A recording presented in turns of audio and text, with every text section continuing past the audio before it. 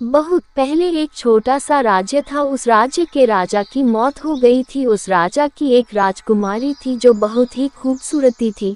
राजकुमारी जितनी सुंदर थी उतनी ही निष्पक्ष और न्यायपूर्ण भी थी। जैसे जैसे दिन बीतते गए उसे केवल एक चीज सताती कि उसके लोग हमेशा खुश रहे। एक दिन एक राजकुमार राजकुमारी के दरबार में पहुंचा। दोनों बगीचे में टहलने चले गए। दोनों में बातचीत होने लगी। राजकुमारी को राजकुमार से प्यार हो गया, लेकिन राजकुमार बहुत लालची था। एक दिन राजकुमार अपनी राजकुमारी को जंगल के किनारे स्थित फूलों से भरे एक मैदान में ले गया। उसने राजकुमारी को चुनौती दी कि वह उसके लिए सबसे अलग फूल चुने। अगर वो राजकुमार से सच्चा प्यार करती होगी तो वो इस घने लकड़ियों के जंगल से उसके लिए गुलाब ढूंढ लाएगी। राजकुमारी गुलाब की खोज के लिए जंगल के अंदर चली गई। वो राजकुमार से प्यार करती थी और इसलिए वो उसे साबित करना चाहती थी। जब राजकुमारी हार मानने की कगार पर पहुंच गई तो उसने एक सुंदर फूल देखा।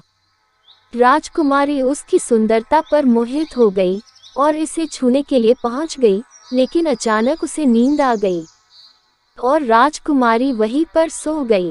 राजकुमार अचानक प्रकट हुआ। उसने राजकुमारी के धन और आभूषणों को चुराने की योजना बनाई थी। उसने कीमती सामान ले लिया और राजकुमारी को छोड़ दिया। जब राजकुमारी अपने माता के पास नहीं लौटी तो रानी ने उसकी तलाश के लिए अपने सैनिकों को दूर दूर भेजा। एक लंबी खोज के बाद उन्होंने उसे घास के मैदान में खोजा। उनके सलाहकारों ने पाया कि उन्होंने एक गुलाब को छुआ था और इसकी वजह से उन्हें होश में लाना मुश्किल है। रानी ने उसे जगाने के लिए हर संभव उपाय किया, लेकिन कुछ भी मददगार साबित नहीं हुआ। निराश रानी यह बात फैला दी कि जो कोई भी राजकुमारी के जागने तक उसकी देखभाल करेगा उसकी शादी राजकुमारी से कर दी जाएगी।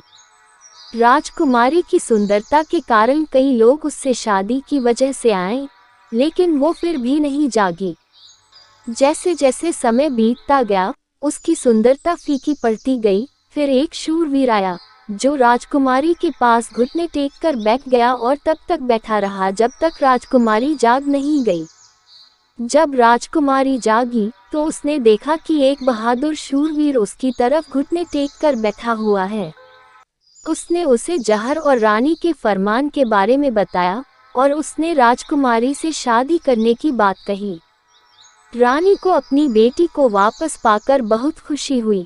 उसे एक प्यार करने वाला पति मिला और फिर राजकुमारी ने अगले दिन अपनी शादी की घोषणा की।